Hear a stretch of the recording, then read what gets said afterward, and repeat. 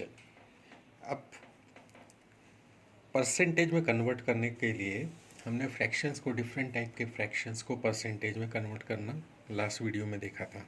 ठीक है, अब सबसे पहले कुछ क्वेश्चन से हम देखने की कोशिश करते हैं कि हमको कितना आया। ठीक है, मैं एक एग्जांपल आपको दे रहा हूँ। 7/13, 7/13 को अब आप बताइए कि इसकी परसेंटेज में वैल्यू कितनी होगी। What is 7/13? ठीक है, क्या करना है आपको। 7/13 मतलब सबसे पहले अपने को क्या पता होना चाहिए, 1/13, और 1/13 होता है 7:9/13%। ठीक है, ये हमको पता होना चाहिए कि 1/13 जो होता है वो 7:9/13% होता है। अब मुझे इसको क्या करना है, इसको काटना है, 49 करना है। ठीक है, फिर उसके बाद में ये इसको काटना है, 63 करना है। ठीक, उसके बाद यहाँ से हमको पता चल रहा है कि ये कितनी बार कट सकता है, यहाँ पे 52 4 टाइम्स कट सकता है। तो यहाँ पे हमने 4 इसमें जोड़ दिया और यहाँ पे सिर्फ रिमाइंडर लिख दिया। So your answer is 53:11/13%। ठीक है, ये एक एग्जाम्पल हुआ। थोड़ा सा कुछ इम्प्रॉपर फ्रैक्शन को देख लेते हैं। 13/7 देखते हैं। 13/7 को मेरे को किस में बदलना है, परसेंटेज में बदलना है। ठीक है, तो अब यहाँ पे क्या हो रहा है, ये जो फ्रैक्शन है ये इम्प्रॉपर है, तो मुझे इसको पहले प्रॉपर में कन्वर्ट करना पड़ेगा। तो प्रॉपर, चूंकि डिनोमिनेटर छोटा न्यूमरेटर बड़ा है, तो प्रॉपर तो बनेगा नहीं एकदम, ये बनेगा मिक्स फ्रैक्शन। मिक्स बना लेते हैं, तो मिक्स बनाएंगे तो ये क्या बनेगा, 1:6/7 बन जाएगा। अब यहाँ से हमको इन चीज़ों को सेपरेट करना है, 1 और 6/7 इनको हमको करना है सेपरेट। ठीक, सेपरेट करने के बाद में ये होल नंबर आ गया, है ना। तो ये हमको पता है कि इसका 100 टाइम्स होता है, so basically it is 100%। Now 6/7 is 6 times of what, 1/7, and 1/7 is what, 14:2/7%। Now इसको हमको 6 टाइम करेंगे, 84 बनेगा। इसको 6 टाइम्स करेंगे, 12 बनेगा।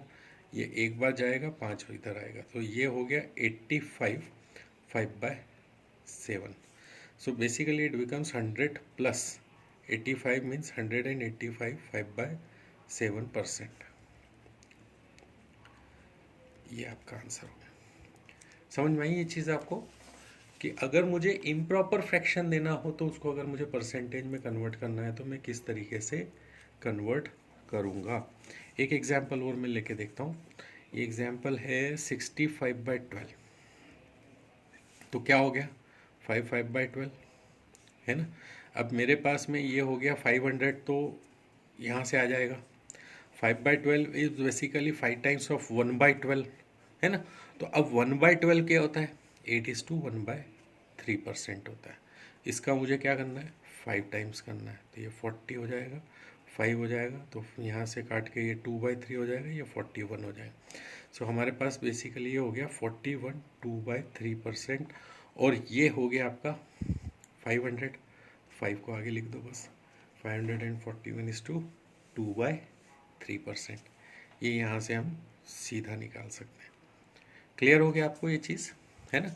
ये प्रैक्टिस करने के लिए इतना सब लिखना पड़ता है, अदरवाइज यहाँ से आप सीधा जाओगे। 65 5/12 है, हमको पता है 5 टाइम्स है, तो हम 5 टाइम्स जा रहा है पूरा पूरा, उससे कोई मतलब नहीं, वो बाद में हम जोड़ देंगे। बच्चा 5/12, 5/12 से सीधा हमने डिनोमिनेटर से स्टार्ट कर रहे हैं, that is 1/12। So 1/12 is what, what is 1/12, 8:1/3। ठीक है, 8:1/3। अब इसका मुझको क्या करना है, 5 टाइम्स करना है, तो ये हो जाएगा 40, 5/3 इज अगेन 41 2/3, और ये आगे जोड़ दिया 541 2/3। क्लियर हुआ आपको, दिस इज 65/12। अब मैं कुछ ऐसे फ्रैक्शन ले लेता हूँ जिसको मुझे और ज़्यादा सिंपल करना है। जैसे कई बार आपको ना 8/9 टाइप की कोई वैल्यू आ जाती है। अब आपसे बोल दिया कि इसको परसेंटेज में कन्वर्ट करो, तो एक तरीका तो है कि 1/9 निकालो और फिर उसको 8 टाइम्स निकालो, है ना। नहीं, इससे भी आसान तरीका है 1 - 1/9 कर लेना। 1 - 1/9 मतलब यहाँ से आएगा 100%, तो 100 में से 1/9 की वैल्यू को माइनस कर लो। ठीक है, अब 1/9 क्या होता है, दैट इज़ 11:1/9। तो मुझे बेसिकली 100 में से 11 1/9 माइनस करना है। अब ये होल नंबर है, ये फ्रैक्शनल वैल्यू है। अब होल नंबर से फ्रैक्शन बगैर एलसीएम लिए कैसे करोगे? अदरवाइज पहले आप इसको इम्प्रॉपर में कन्वर्ट करोगे, फिर एलसीएम लोगे, फिर माइनस करोगे, फिर नहीं, कुछ भी नहीं करना है आपको। ठीक है, आपको 100 में से 11 1/9 माइनस करना है ना, तो आप 11 के बजाय 12 माइनस कर दो इसमें से। वो क्या बन जाएगा फिर? 88 बन जाएगा। ठीक है, और यहाँ जो वो नंबर है न्यूमरेटर में, इसको डिनोमिनेटर में से माइनस कर दो, तो वो क्या हो जाएगा? 8। ये आपका आंसर हो गया डायरेक्ट। समझ में आया ये चीज़? क्या करना था हमको? 8/9 को परसेंटेज में कन्वर्ट करना था, तो सीधा हमने इसको 8/9 को 1 - 1/9 किया, 1/9 की वैल्यू लिखी, यहाँ जो भी नंबर है उससे एक ज़्यादा इसमें से माइनस कर दिया, वो हमारी पूरी वैल्यू आ गई। फ्रैक्शनल वैल्यू के लिए डिनोमिनेटर में से न्यूमरेटर माइनस करके ऊपर लिख देना और डिनोमिनेटर एज इट इज़ लिख देना।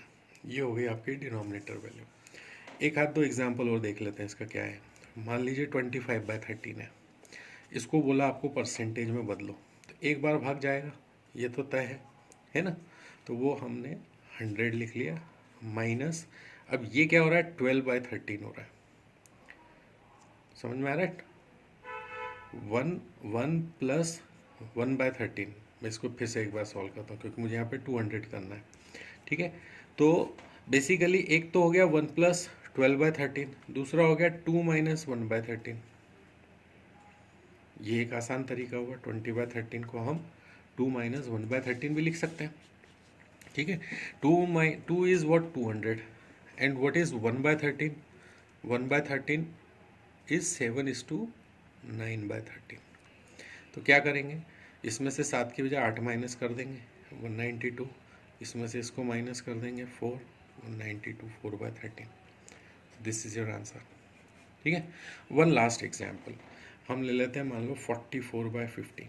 अब क्या होगा? कितनी बार जा रहा है? 2 बार जा रहा है ना? तीसरी बार 45 होता तो चला जाता, मतलब it is close to 3 times, तो हम इसको 3 माइनस में लेंगे। ये चीज़ समझ में है आपको, है ना? अब 3 माइनस 3 टाइम्स से कितना कम है? ये 3 टाइम्स होता है 45, 45 से ये कितना कम है? 1 कम है, तो 1/15। हमने इसको 3 माइनस 1/15 लिख लिया। अब 1/15 इज व्हाट? 6:2/3%। ठीक है, तो इसमें से 7 माइनस करेंगे 293, इसमें से 1 माइनस करेंगे 1/3, 293 1/3% हो गया। ठीक है, अब अगर इसकी बजाय 44 की बजाय मान लो 43/15 होता, 43/15 होता, अब आप क्या करते हैं? Again will it is close to 3, तो अब 3 माइनस 2/15 कर लेंगे, ये हो जाएगा आपका 300। अब मुझे 1/15 की वैल्यू पता है। ठीक है, 1/15 की वैल्यू क्या होती है? 6:2/3। मैं यहाँ लिख दूंगा 6:2/3 पहले। सबसे पहले आपको यही करना है, सीधा मल्टीप्लाई करके और ये सब करने की ज़रूरत नहीं है। ठीक है, अब उसके बाद यहाँ पे इसको कर दो डबल, है ना? डबल करेंगे तो 4 हो गया, तो इसको एक और बढ़ा के 1/3। अब मुझे इसमें से 13 माइनस करना है, तो 14 माइनस कर दूंगा, 286 2/3। ये आपका आंसर आ गया। समझ में आया आपको? This is 43/15, 286 is to 2/3%. This is how you convert fraction into percentage. चाहे कितना भी डिफ़िकल्ट हो, चाहे वो इम्प्रॉपर फ्रैक्शन हो, चाहे वो प्रॉपर फ्रैक्शन हो, जैसा हमने पिछले वीडियो में देखा था, you can easily convert fractions into percentage. ठीक है, अब एक बात जो काफ़ी देर से मैं चाह रहा हूँ कि आपको समझाना, वो ये कि ये परसेंटेज का मतलब बेसिकली है क्या। एक सिंपल सी बात कर रहा हूँ कि 1/11 एक एग्जांपल ले लेता हूँ। 1/11 हमको पता है 9:1/11% होता है। ठीक है, तो ये इसका मतलब ये होता है कि कोई एक नंबर है 11, कोई एक नंबर है 11, ये पूरा होता है, पूरी वैल्यू ये होती है। ठीक है, तो कोई अगर कोई नंबर है 11, उसका 9:1/11% वो ये नंबर होता है, इजिकल टू 1। ठीक है, इसको आप इधर ले गए, देखो 9 इसको इधर ले गए तो मल्टीप्लाई होगा, मल्टीप्लाई को हम बोलते हैं ऑफ, यहाँ से काटा इसको यहाँ पे लिख दिया। So it is 9:1/11% of 11 is 1, ये होता है परसेंटेज का मतलब। ठीक है, जैसे मान लीजिए एक और एग्जांपल है, जैसे यहाँ पे थोड़ी सी जगह यहाँ पे देखता हूँ मैं, 4/7 लिखा है। ठीक है, अब 4/7 इज़ वी ऑलरेडी नो 57 1/7%। ठीक है, तो इसका मतलब क्या हुआ कि कोई नंबर है 7, उस नंबर का 57:1/7% जो है वो 4 होता है। क्लियर हो गई चीज़? कोई नंबर है 7, उस नंबर 7 का 57:1/7% 4 होता है।